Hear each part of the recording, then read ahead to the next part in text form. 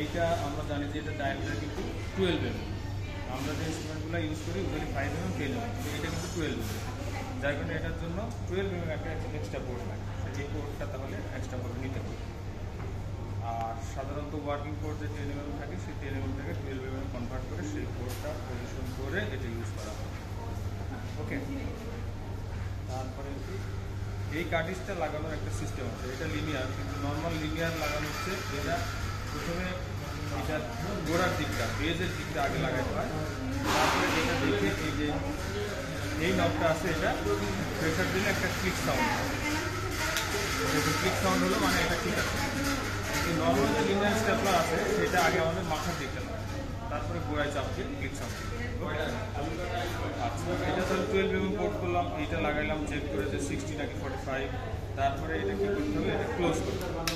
Close করে 12 mm port দিয়ে এটার মধ্যে ঢুকাতে হবে। ঢুকানোর পরে এটা আবার ওপেন করে এটা তো সোজা অবস্থা ইউজ করা যাবে, তাহলে এটা 45 ডিগ্রি অ্যাটলিস্ট বাঁকা করার জন্য কী করতে হয়, এই নবটা এটা নবটা পিছনের দিকে উল্টো করে প্রিভিউ সাইড হলে এবার চাপ দিয়ে এটা ছেড়ে দিলে যেভাবে বাঁকা করে ছেড়ে দিলে এভাবে বাঁকাই থাকে।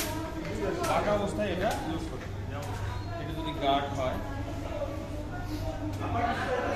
এটা গার্ডকে আমরা এরকমভাবে এটা গ্রাস করার পরে এটা দিয়ে হোল্ড করার পরে এটা ফায়ার করবে। সাধারণত এটা দিয়ে 4 বার হোল্ড করলাম, তারপরে এটা ফায়ার 1 2 3 4 বার ফায়ার।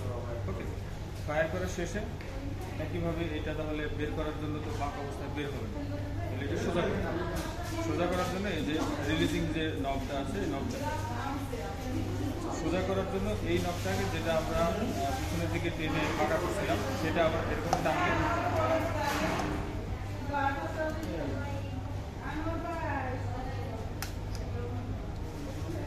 এটা খোলা অবস্থায় এটা পিছনের দিকে টানলে এটা আবার সোজা হবে। বাঁকা করার জন্য এটা টেনে বাঁকা অবস্থায় ছেড়ে দিতে হবে, তাই বাঁকা করতে হবে। আবার সোজা করার জন্য তারপরে এটা ক্লোজ করে এটা বের করে আবার ওপেন করতে হবে। ধরে এই যে পুরাতন কার্টিজটা এই কার্টিজটা ডিসকার্ড করতে হবে, তাই তো? ইউজুয়ালি 2টা লাগে, যদি একটা হয়ে গেলো 2টা লাগে, এটা ডিসকার্ড করতে হবে আগে। খুলে এটা ইউজ করা কার্টিজটা ডিসকার্ড করতে হবে। তারপরে আরেকটা নতুন কার্টিজ নিয়ে সেটা একইভাবে আগে বেজের দিকটা আগে, তারপরে মাথার দিকটা এটা চাপ দিলাম, কিক সাউন্ড করে রিলোড করে আবারও একইভাবে ওকে।